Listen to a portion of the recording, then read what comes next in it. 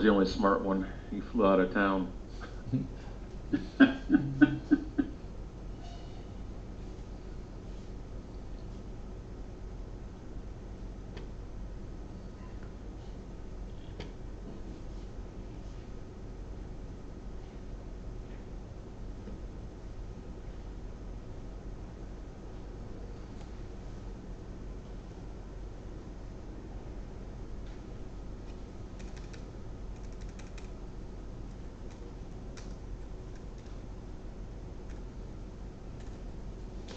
Yep, date's wrong on vid, 9/21/22.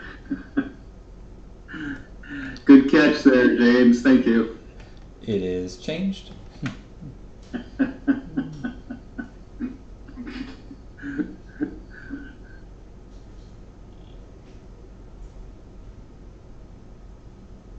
All right, well, we got a minute in here. Why don't we go ahead and just get going? Yep, sounds good. Before we get started there, obviously follow us at GammaEdges, youtube.com, GammaEdge. We'll post the links after this, and at www.gammaedge.us. You can follow either one of those. If you subscribe and like on our YouTube channel, you'll be notified when we go live each Sunday evening at 8 p.m. or whenever we update our YouTube content. I'm going to turn it over to Paul. He's going to go ahead and go through a presentation. Great. So thanks, Mike. Really appreciate it. Go ahead, go to the next slide.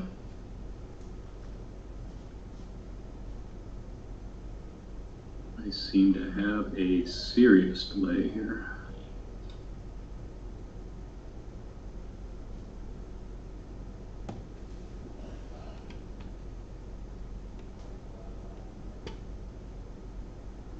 All right, I am going to drive from my machine, not drive the YouTube, but I'm going to go to the second slide there, Mike. I can't, I'm not advancing here, so just want to let you know that on the video I'm not seeing anything out there. Okay, yep, we're on the general disclaimer on the YouTube there, so. Great, yeah, so everyone just please read to the bottom, of course, not investment advice. And of course, everything we do here is not a recommendation to do anything other than paper trade. We're here to learn. So on slide 3 here, the market model, I think it's important for us to kind of just stop and take a look at where things are. This is what we call the tick USC. This is a model that we use to kind of keep us on the right side of the market.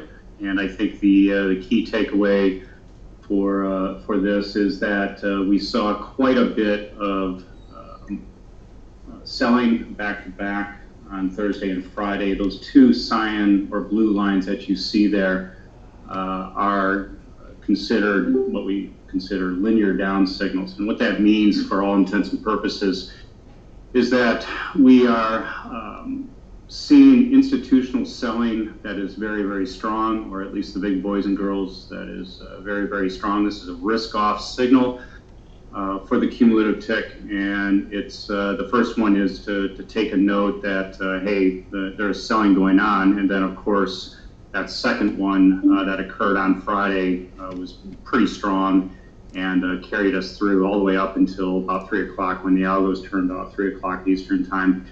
At the very top there, we've got increasingly poor breadth. This is the 52-week new high, new lows, and you can see that red line growing day over day. When that line grows day over day like that, that's telling us, for all intents and purposes, that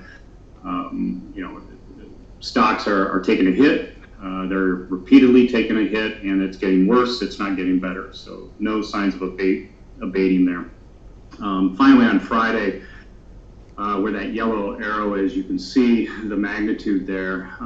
Don't get hung up on the numbers there, but you can tell just looking back, that yellow dotted line that we drew across the page there, pretty significant for the week. So Friday was a serious get out of Dodge day, and we ended the day, although flat, and in fact, if you look all the way at the bottom there, you can see the reversal of the SPX. as it bounced up, basically we had done the damage up until 3 p.m. So what does all this mean? If you look at the very bottom trace there, you can see that we actually, earlier in the week, we did take a signal. We thought that we were in fairly good shape. And then on Tuesday, it immediately reversed. And those are the 2 X's that you see there. And then around noon on Tuesday, we had a failure to advance. And then from there, all the way through the rest of the week, the CT kept us on the right side. So why that's a significant thing is that we use this as our primary model, and we think, this will keep you on the right side of the market most of the time. It is a confirmation model, but it is not delayed. And what's key about that is that you get to see in real time, down to the minute level, of what's happening. And when you accumulate those ticks, you get that bolded white line that you see at the bottom. So let's go ahead and go to the next one. So what's the big picture that we're looking for this coming week here? So the big, 800-pound gorilla in the room for this week is that we have JPM, and JPM runs 3 monthly hedging strikes. And why that's a significant issue is that this Friday is the biggest roll. There are 46,700 contracts at those 3 strikes that are indicated that are going to roll. And currently, they're positioned in such a way that it could cause a significant market dislocation. We'll talk a little bit about that here on the next slide.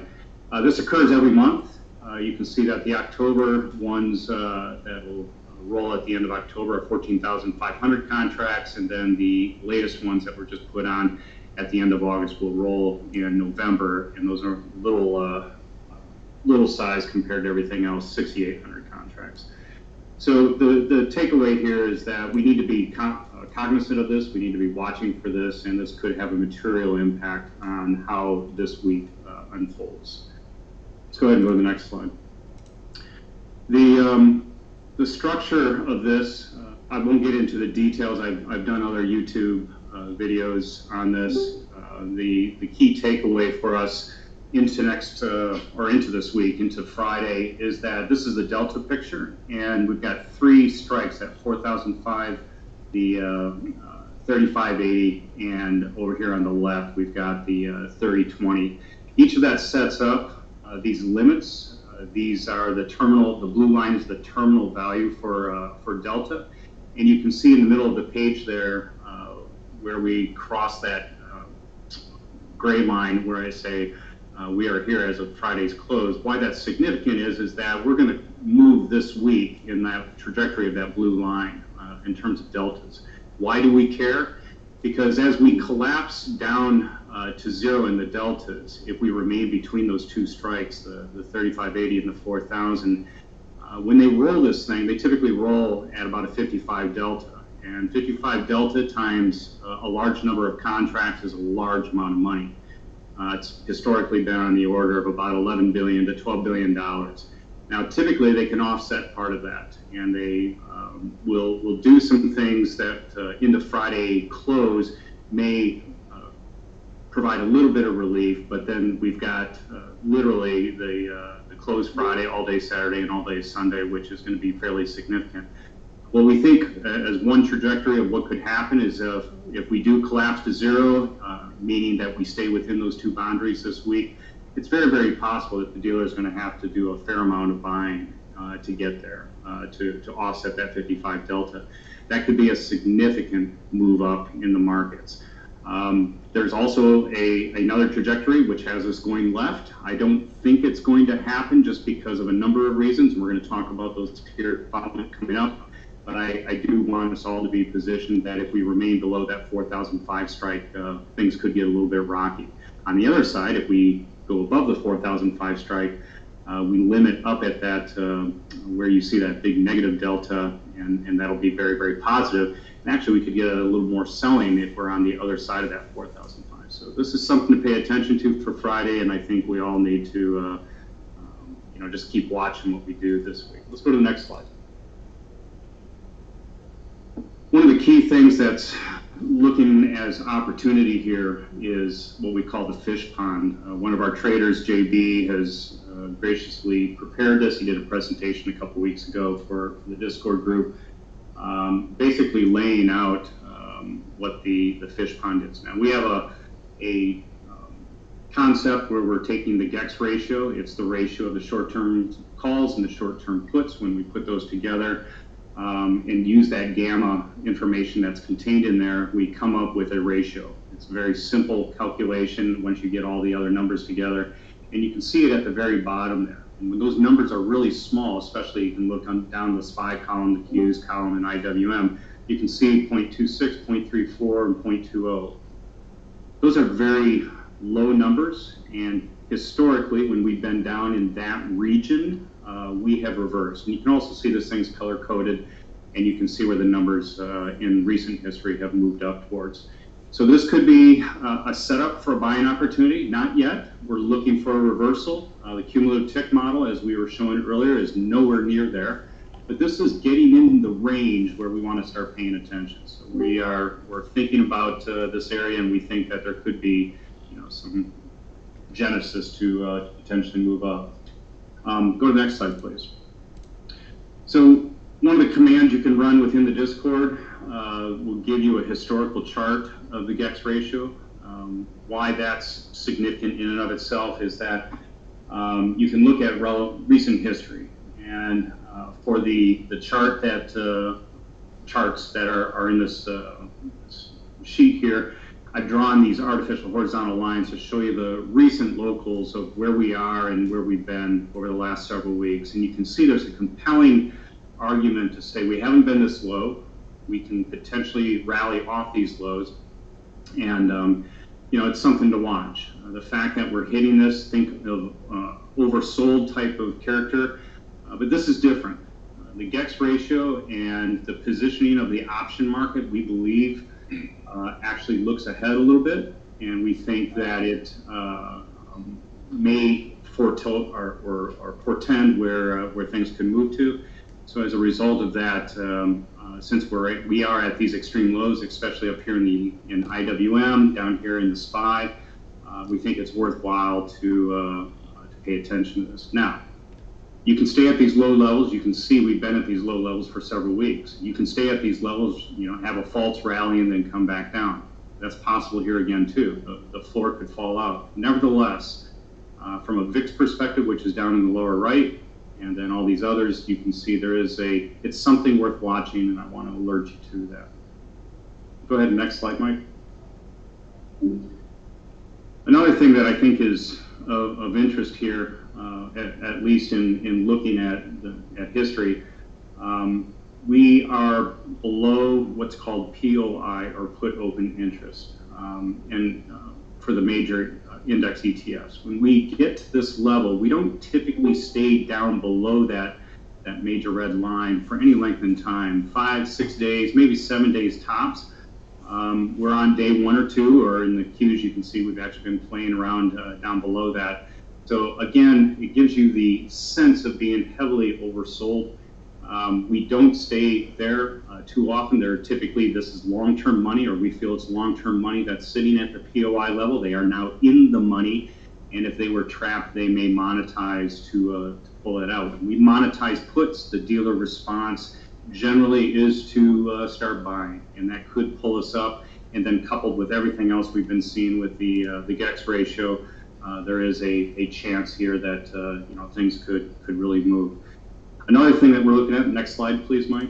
Another thing that we're looking at here is the day-over-day change in open interest. Now, we don't put a lot of credibility into open interest in and of itself. When you look at the distribution of open interest, and you take a look at the call side and the put side, and then you take a look at purely at the levels that are being transacted, you can see, and I've circled them here, where the call side in the next couple of expiries is really starting to dominate. So this is on the left is 2 days, 3 trading days ago, 2 trading days ago, and then 1 trading day on the right-hand side. And you can see the magnitude of the calls that are going in for the next expiry on the SPX are pretty significant. And why we're paying attention to this is that this could take advantage of something that's potentially going to move up there. So want to pay attention and just keep looking at these on a day-over-day type basis. Another thing that we're looking, next slide please, Mike, is something that is looking at opening trade distribution. Opening trades are those trades where the first transaction that occurs at a strike is actually bigger than the open interest at that strike. So for instance, if I've got 50 shares, or excuse me, 50 contracts existing in open interest, and I see something that's at 500 contracts, and if it's on a bid or a below bid type of deal, we have confidence in most cases that that was a selling transaction, that they were shorting that particular transaction because they're opening it up and opening the shorts at that level. So when we filter by this narrow set of information, we can see and then populate a graph here over the past week, we can get a kind of a glimpse of what's going on in context of opening trades. Why this is some significance here is you can see the blue line really jumps out at you, and that blue line is Friday's action. The yellow line is Thursday's action. And what you can see, it's starting to walk down the axis. That's a put B, which is the bid side. So these were at the bid, BB, below bid. And so basically what we're starting to see is, we think, are puts being sold short. You typically only sell puts short when you think a floor is in, and this has given us some compelling reason to start looking to the upside. Now, all of this being said, we are seeing puts being bought. That's put AA, and you can see very, relative to the others, that's closer to the middle, so it's a less magnitude, and then put at the ask, but put A, we can see that puts are being bought there, or potentially covered. I mean, both of those are possibilities, but remember, these are opening trades, so this is taken from data where the transaction is larger than the existing open interest that exists at those strikes.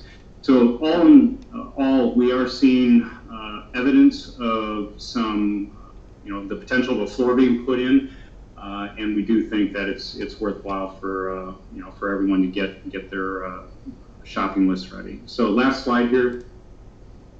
So what are we planning for this week? I think the big, it's all if thens. We don't know what the market's going to do, and we want everyone to realize we don't know what the market's going to do. But what we think is important here is that two trajectories. Obviously, the market goes up, the market goes down. The bear case right here is that the cumulative tick is still very short. It's in cash, and basically it hasn't confirmed anything here that says to go long. So until it changes, we don't change in the bigger picture. We think it'll take a day or two, even on a strong reversal, to move up, but be aware of it. You need to be watching it if you want to take advantage of those first shorter term signals. Additionally, sentiment is really, really poor right now. The floor could go lower. We don't know. We could test a number of things on Monday. It's always a possibility, and maybe those are some opportunities there also if we get a continuation of the down case. Flipping that on the bull case, the largest JPM roll is at the end of the week. Like I said, we think where we are right now, we're between the two goalposts, and we think that's a problem because that's going to collapse the delta to zero, and when they roll, they're going to typically roll up to about that 55 strike or 55 delta, and that's a big number of money that has to transact. The dealers are going to have to absorb that from the other side of the table, and it's going to be significant. JPM historically, I didn't mention this earlier, JPM has typically done okay on the day of the roll, but at the end of the day, where they've tried to hedge that out, it's been a problem, and that is going to leave a discontinuity into the Friday close and then across the weekend. And why that's going to be a significant issue is that how do we respond, and where are we on that following Monday? The index ETFs, as I was saying, we are below the put open interest, and we think this is abnormal. The situation doesn't last a long time, and as a result of that, we think there's potential there also to certainly reverse, perhaps later in the week, perhaps as early as tomorrow, on Monday. We do think there's evidence of the calls being added to the complex, and in context of that OI change, remember that 3-day, 2-day, 1-day thing, And we think that's bullish, and we've been watching that. That is a change in character over where we've been the last couple of weeks, where we've just seen puts go in day over day, shorter dated puts, which is short-term gamma. And so now we're seeing a reversal of that, and so the market's positioning. And then finally, the opening short trades that I just showed, we think that could also be an indication here that we're seeing some short selling on the put side, and typically that occurs, especially in the SPX, when a floor is in. So with that, I will pause and answer questions, and if there's nothing else there, we're happy to take different questions that aren't related to where we're looking at.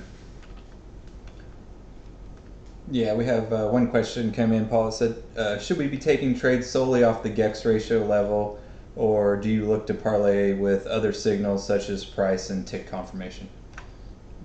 I wouldn't take it. I mean, low GEX can stay low GEX. Go back to that GEX chart if you don't mind, Mike. And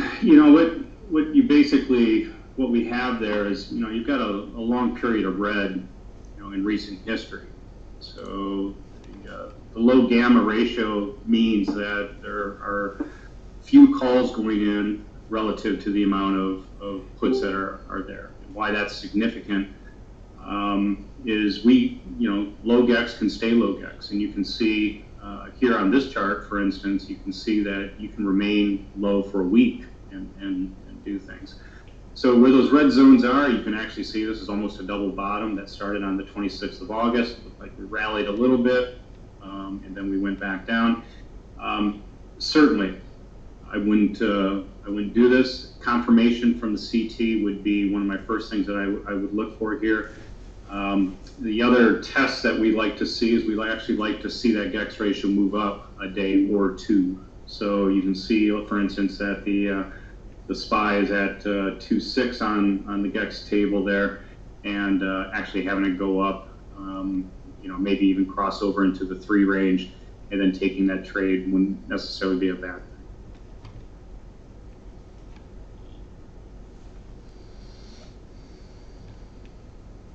If anybody has audio questions and wants to unmute, feel free to do so now, or you can also type in the YouTube chat channel. We're checking both. So.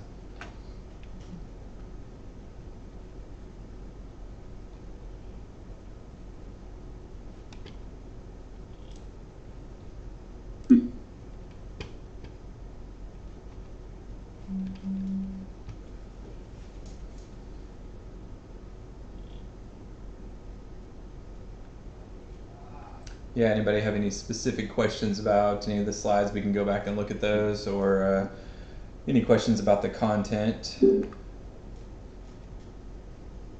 So Mark asked, are those puts sold short dated or aggregated? So in this particular case, they were all aggregated. So the process there effectively was just to take everything that had transacted last week as a opening trade distribution, lump them into, separate them effectively by their below bid, bid, ask, and above ask buckets, as well as you saw, the blank picture, and then just look at them in that context. So definitely an aggregated view.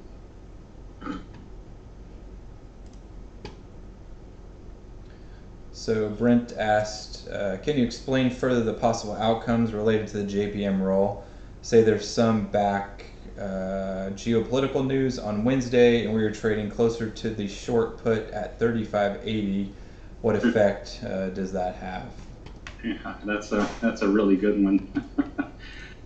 So I don't know, Mike, if you could throw the delta structure for the September roll back up on the screen there.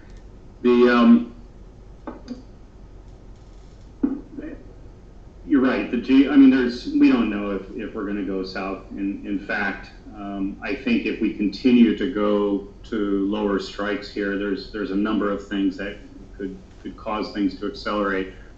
I think the key takeaway one ahead, Mike, the actual graph. I think the key takeaway is that as we walk up that left side of that graph and delta start increasing, of course, as we get closer and closer to that 3580 strike, the actual implications for Friday are less of an impact. And so what that one there, thanks, Mike. And so what that means in the big picture of things is that at the time of roll, depending on where they are, whether they do it at 11 in the morning or at 3 in the afternoon, and historically they've been doing them fairly close to 3 p.m. Eastern time. What we end up with in the big picture there is that they may have some intrinsic value. Now, intrinsic value if they're below the 3580 spot, and then deltas will flip, and all of a sudden they're going to be racing towards a long delta, which could actually cause more selling. So I think, I don't want to say anything of from an Armageddon type of perspective, but it could be fairly significant if we continue to drop this week, and if we breach that 3580 and then couple that 3580 with the JPM roll, because as the retail side or JPM side, as their deltas go towards limit -1, the dealers are going to go towards limit +1 because they're on the opposite side of the table. They're effectively going to get long real fast across that boundary, and the response is going to be to sell. Well, we've already moved down, so selling begets more selling in that case. The stabilization point is not down until pretty far below. I'd have to take a look at the gamma, but it's pretty significantly below this. So I would not, just looking at the numbers here or just looking at the graphs, it's pointing to a worst case scenario, 3,400. I am not saying at all we're going there, but I do think if we breach that 3580 wall, things are going to be very, very different in the market, because these are 46,000 SPX contracts that have got to roll, and that delta, that 55 delta, is going to be fairly significant. So it'll be interesting to see if they're close to where that new 55 delta would be. And the 55 is just a historical number. It's not an absolute number. It's not in their prospectus. It's historically where they've been, around 52 to 58. So just for ballparking, I typically look at around 55. All right, so I see on the chat, Brent, overall market, I assume the dealers would have to short a ton of futures to get on the right side of the trade. I could see that, yes.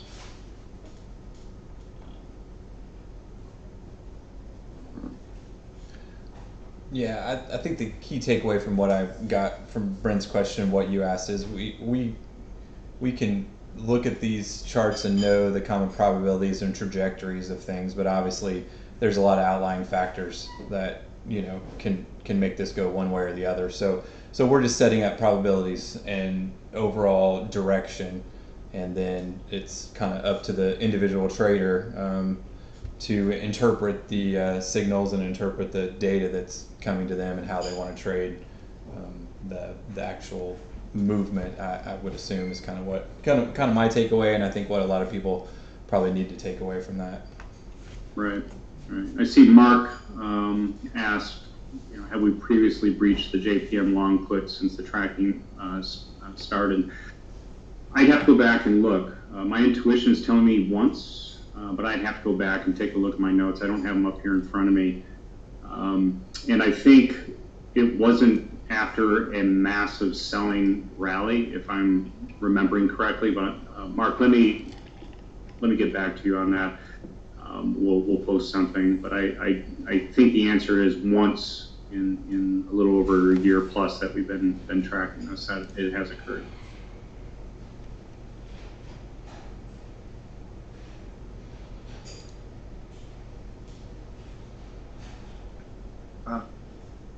I do know it did go into those strikes once for sure. Okay. Yeah. Thanks, Prophetry. I think, yeah, if recollection is correct, I don't think we had the fireworks that that potentially we're set up for here, but again, let me go back and take a look at it. I've got pretty good notes on these things and what led up to them and what happened afterward. So I'll get back to everyone on that.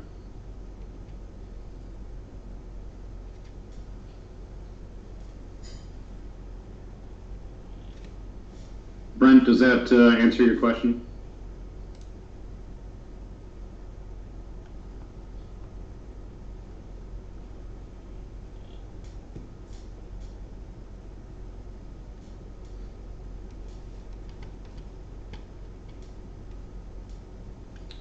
I will say while we're waiting for that, if everybody let us know if this presentation and content was helpful, and if you'd like to see more along these lines or some other content for our open mics moving forward. We're trying to keep the presentations to 20 minutes and then have open questions. So if there's something specific moving forward that you'd like us to talk about on the open mic for everyone, just let us know. You can post here, or you can send us a message, or get in contact with us on Twitter or YouTube. Reply to one of the videos, and we'll look to add different content each Sunday for the open mic session for people that are not members. So.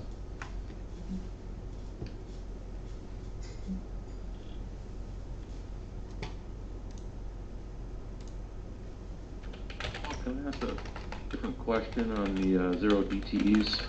Yeah. The bot updates every 15 minutes, so Yep. I've been monitoring it for about a week and a half to 2 weeks, and I'm more curious as to how other people are using this. But let me just walk you through Friday. In the morning, the highest gamma level started out around 3750s, moved to 3700, and then as the day progressively moved lower and lower, you could see that 3650 became the dominant gamma strike. And the gamma level failed to increase below that. So I just used that as expecting some type of reflexive rally. Friday's close, that last hour, 45 minutes of the day. And I'm just curious if I'm using it right, or if what other people are doing for those of us that will trade in that very short-term time frame. It's interesting just to watch how those gamma levels shift as the market moves up and down throughout the day on that automatic update.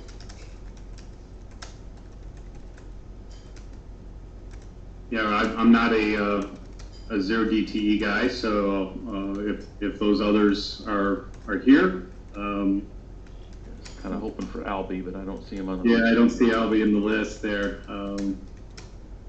Let's see. I know there were a lot of folks who were asking for it, but yeah, I don't. Maybe he'll show up tomorrow. Yeah. But I just find that a very, very interesting.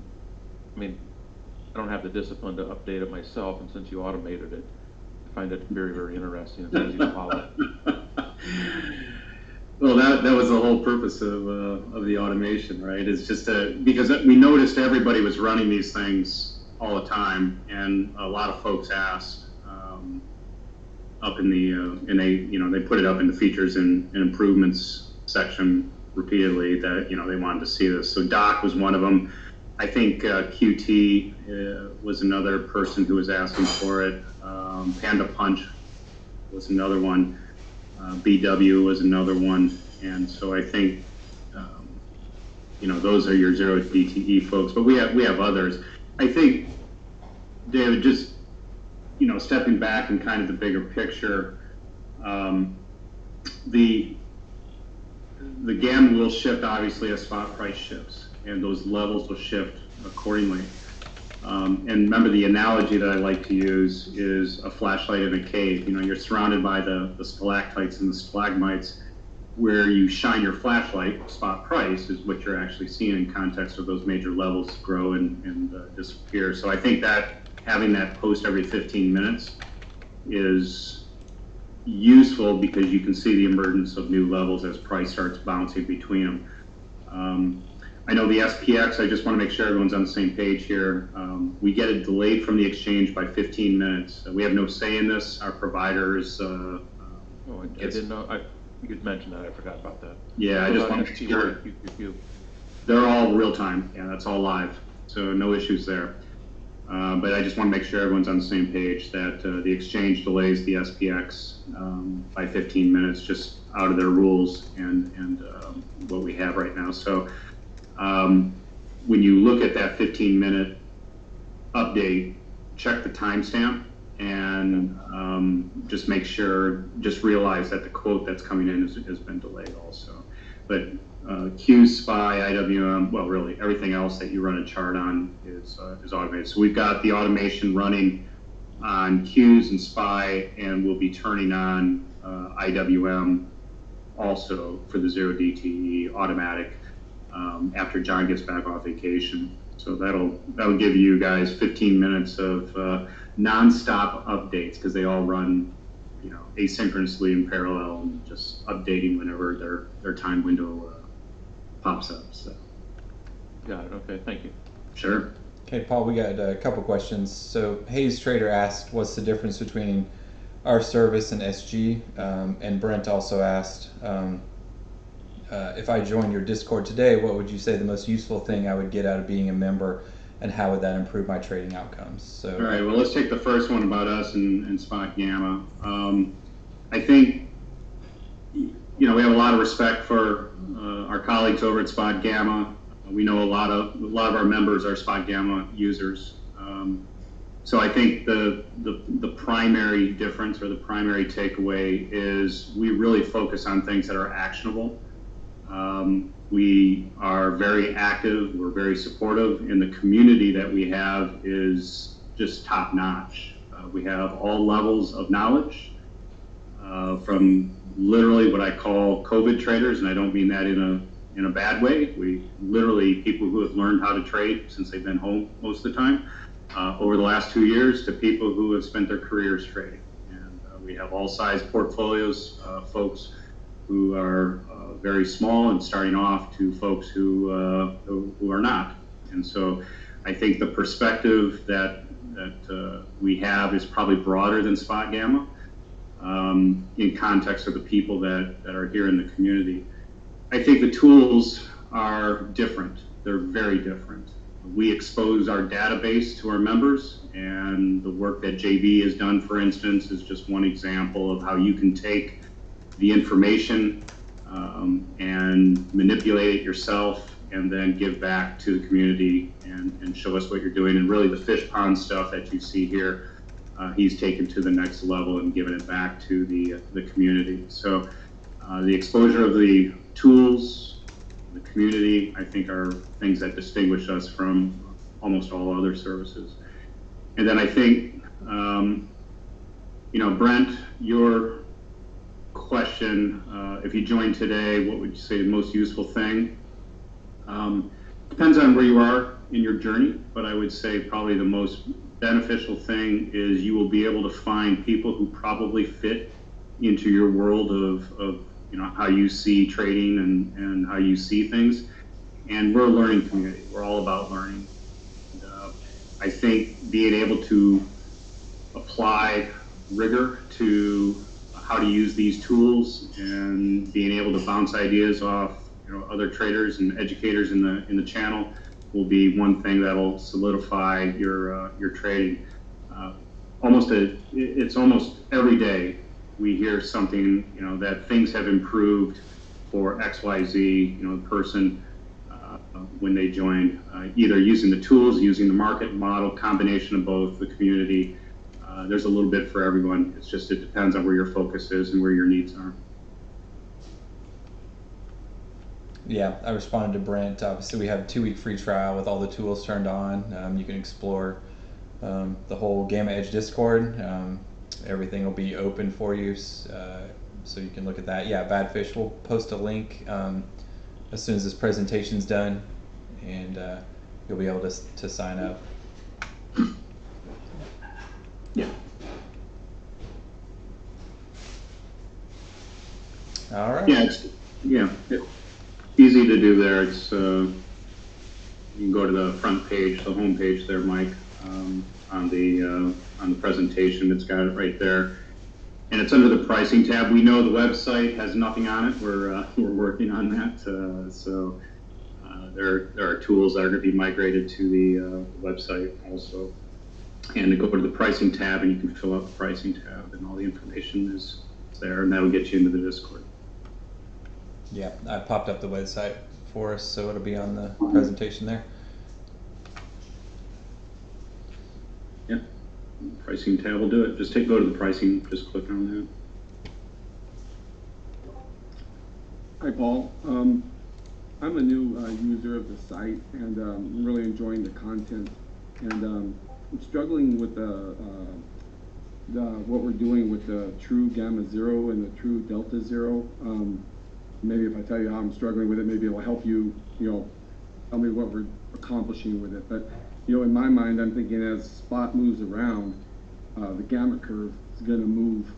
If we have like a complex and we have a composite type of gamma curve, and I'm thinking as that spot moves around, gamma is going to change, across the spot prices. So I'm trying to figure out how, when I read the definition, it's saying it's not dependent on spot price, because those two things are married in my brain, so I can't figure out how we're building them apart. No, it's a great question, and we worked long and hard. So when I say it's not dependent on spot, it means that the math that we've applied and the algorithm that we've applied, you can look at it in one of two ways. By using all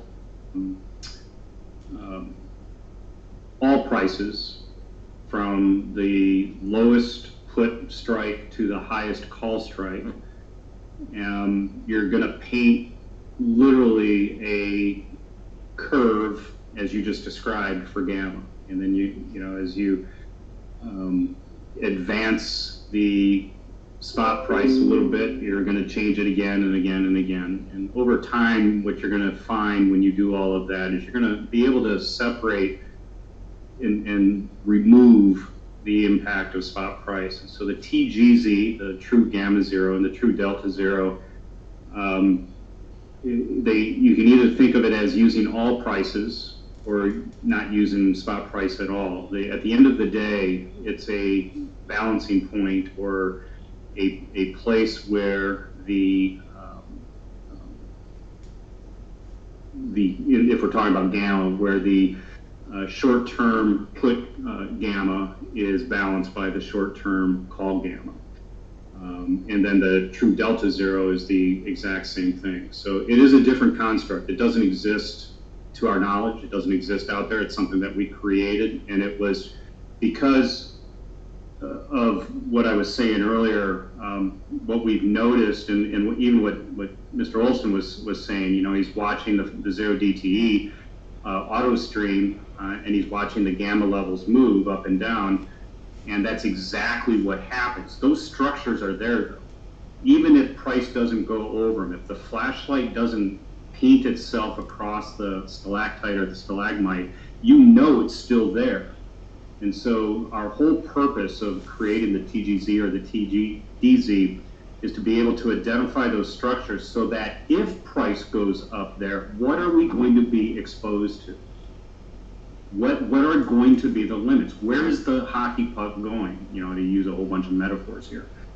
And so, the idea behind all of that, and perhaps I didn't explain it well enough in the Discord or in the FAQ.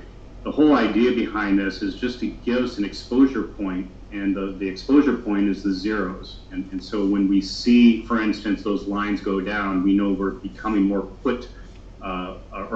call-centric, and we're adding calls to the structure. And the same thing with the put side. If we see the line tilting up, then we know that the put structure is becoming stronger. And through that analysis, we're able to keep track and see things. And as you have seen in the postings in the Discord, you've probably seen some divergences, and you've probably seen some things that have yet to be reconciled with perhaps another OpEx, perhaps with this weekend's or this week's behavior with the JPM stuff. We don't know. I'll be candid with you. But we're watching this stuff. It's a new tool. It's been automated since the beginning of May, and we started it around Christmas and did it manually for about 4 months, and then we're convinced that there was a there, and then coded it up and made it available to everyone. So I would urge everyone to become familiar with it. It does give us a sense of what's happening with the structure, and we think it's a pretty useful tool. We've actually seen prices move off of it, whether coincidentally or causal is TBD, but we are convinced that there's something there and it's worth watching. All right, thank you for that. Yeah, that does help a lot. I kind of had that flavor for it, and that kind of confirms that for me. Thank you. That's kind of what I was thinking. And I want to share that I was watching that on Netflix. I was watching that movie where the boys are trapped in a cave in Thailand, and they're going through the stalagmites and the stalactites, and that's all I could think about. Right. Yeah, don't hesitate to ask more questions, and we want to make this stuff pretty clear as we can. So if you've got more questions on interpretation, we use it on all of the stocks, all the liquidity stocks, as you've seen, the Apples, Netflix, et cetera, Tesla, that auto-populate down in those channels. We also auto-populate those zeros. So, if those are stocks that you're watching what those zeros are doing is probably something that will be useful and bear some fruit for you. Thank you. Sure. All right. I don't see any further questions. We'll go ahead and wrap this up for this evening. If anybody wants to get in contact with us, again, you can post in the Discord here. You can contact us on YouTube. GammaEdge is on Twitter. And make sure you like and subscribe to YouTube. You'll know when we add additional content or go live. Anything else you want to wrap up there, Paul? Nope. We're good. All right, sounds good. Traders, enjoy your week. Let us know if you need anything. We're happy to help anybody. Just give us a contact. And that's it. Have a great week, everyone.